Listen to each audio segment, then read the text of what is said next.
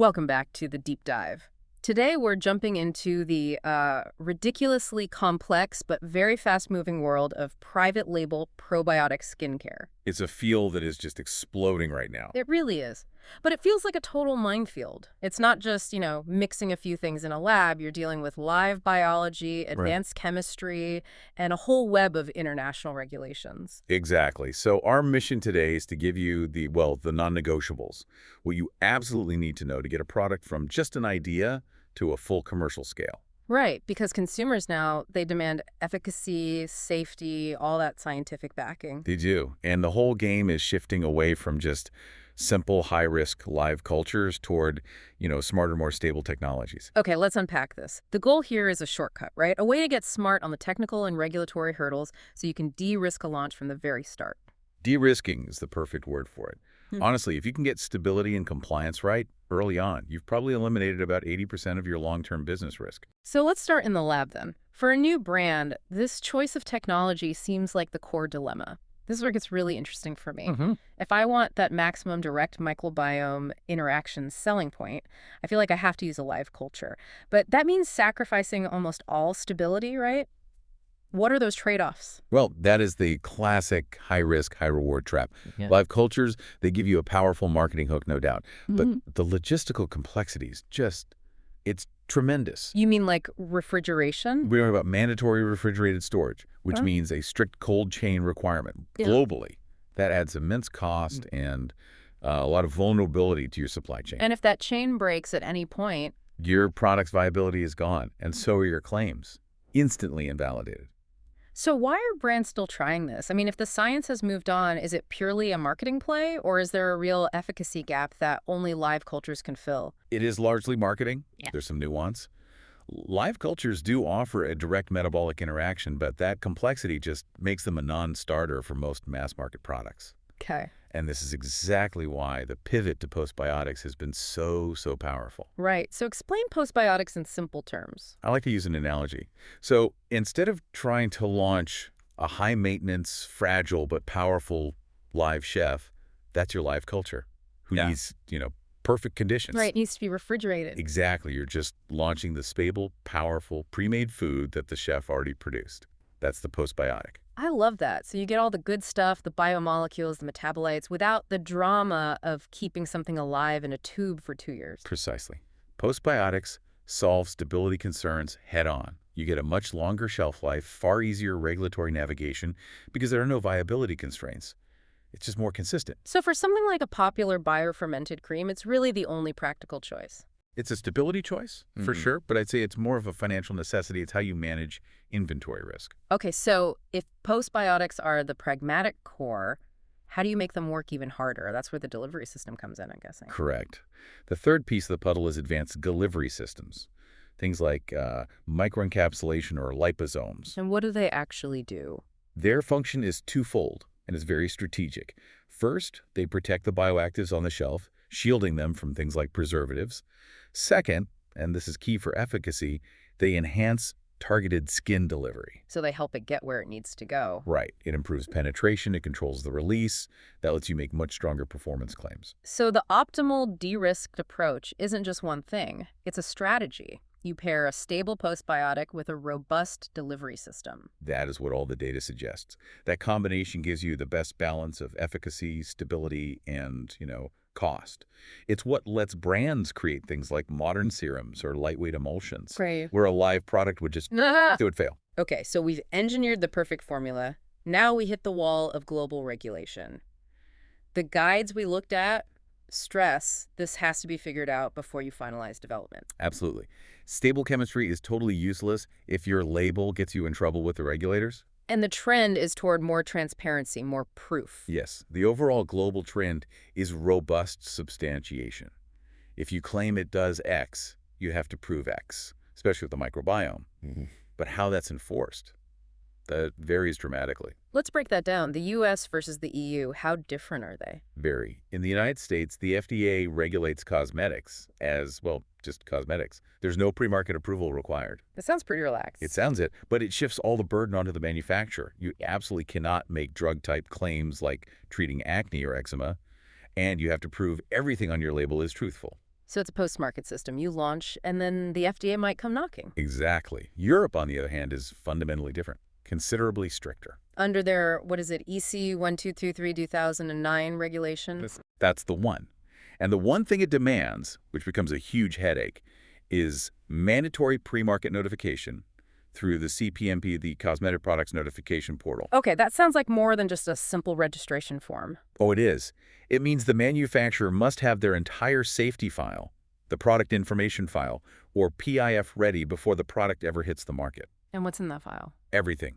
Extensive safety assessments, challenge testing data, comprehensive documentation, especially for live microorganisms. Yeah.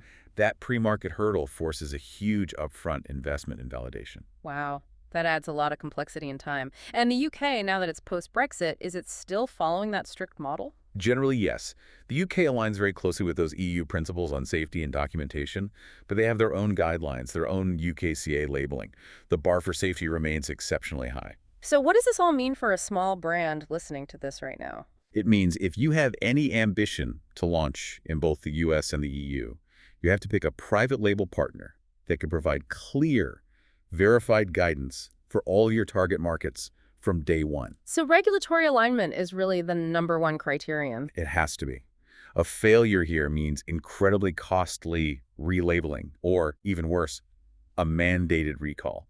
It is the single highest risk category you will face. All right, we've navigated the legal maze. Now let's get into the manufacturing realities. How do brands actually guarantee quality? This isn't just a marketing bullet point. No, it's your legal defense. Yeah. A robust quality plan is critical, and it has to rely on external proof. So what kind of testing are we talking about? Well, it starts with the basics, like microbiological safety analysis. Mm-hmm. But the real work is in the stability studies.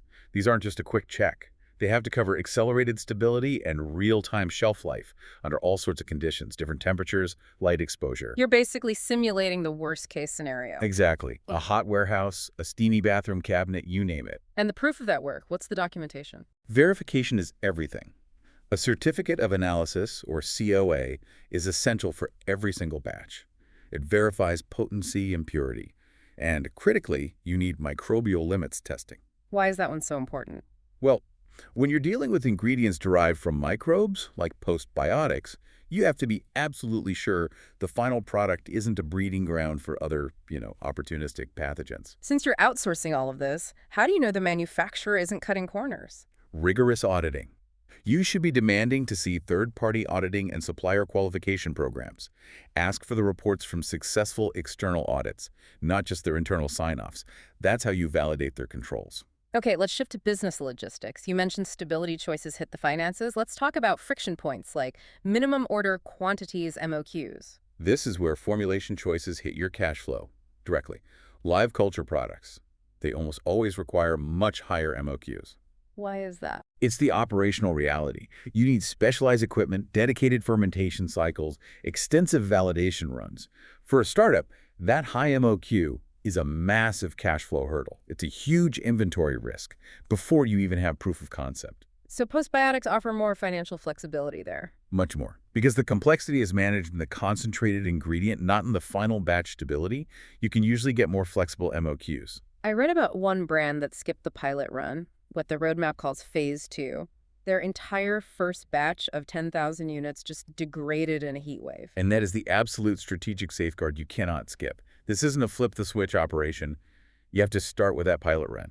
You use those small batches to confirm the chemistry holds up under real-world stress before you commit to a massive scale-up. It sounds like an explicit production calendar is non-negotiable. It's totally necessary to manage that risk and, frankly, to secure your cash flow. All right, let's talk about trust. Because that's the currency in this space, right? It's built on standards that go way beyond a pretty label. It all starts with certifications. They're the manufacturing industry's baseline assurance. GMP, good manufacturing practice, and specifically ISO 22716 for cosmetics. That gives you that baseline confidence. And retailers demand this, right? Is it just about quality for them? It's about liability and insurance. Retailers are just unwilling to stock a product unless the manufacturer can show that validated ISO 22716 documentation. It signals that the process is consistent and traceable. So it lowers the risk for everyone down the line. Exactly. And if you want to make claims like organic or natural, then you need those other third-party standards like Cosmos or EcoCert to back it up. And today's consumer wants transparency that goes beyond the factory floor. Sustainability is. It's just expected now. That's right. Brands have to chase traceability from the raw ingredient all the way to the finished product. You should expect your supplier to share audit results, performance metrics, environmental impact data, all of it. And packaging plays a huge non-aesthetic role here too. A critical one, yes. Your packaging choices influence everything. It must be chemically compatible with your formula, like using airless pumps for sensitive actives, while also meeting consumer demands for less plastic and more recycled content. It's a real balancing act. A very complex balancing act between protection and planetary responsibility. The decision framework we reviewed really sums this whole process up. It's not about finding the cheapest partner, it's about finding the right strategic partner. Right. It comes down to mapping your own objectives, like, say, speed to market versus risk tolerance against 7 key criteria. But the real insight is in the weighted scoring model. So how you prioritize those criteria. Exactly. If I'm a small brand and I need a rapid launch, I might weight MOQs and lead times at 40% and maybe certifications at 10%. The strategy is in how you weight those criteria based on your brand's specific needs. So looking ahead, what innovations should brands be watching for in the next, say, 18 months? I'm seeing innovation focused on 2 areas. First, advanced stabilization of live cultures, which could make that high-risk option a little more accessible. And second, the development of new, highly targeted postbiotics. And on the manufacturing side? On the manufacturing side, look out for things like AI-assisted quality control and data-driven formulation. That's all going to enhance speed to market and build trust with, immediately verifiable data. It sounds like the pace of change is only accelerating, which means the regulatory side has to play catch-up. It does. The future is all about responsibly telling the story of your science and having the manufacturing to back it up. So that brings us to our final takeaways. For anyone looking to get into this space, prioritize partners who are good at both live cultures and stable postbiotics, and demand proof of robust testing. And verify compliance across the US, EU, and UK markets simultaneously from day one. And crucially, demand that supply chain transparency and sustainability data, that's what builds the long-term confidence that everyone now expects. And here's a concluding thought for you to chew on. While the industry is innovating incredibly fast, with new stabilizers, better packaging, novel postbiotics, the regulatory frameworks, they're always going to prioritize rigorous documentation and safety data. They're likely to tighten their scrutiny on any claim about the skin microbiome. So the question is? Yeah, the question is, how long can that cutting-edge science really stay ahead of the regulatory demands for verifiable efficacy and life cycle stewardship? That's something to keep mulling over as this fascinating category evolves. A great question to end on. If you want to dive deeper into that weighted criteria checklist and the implementation roadmap, check out the key documents that inform today's discussion. Until next time, stay curious.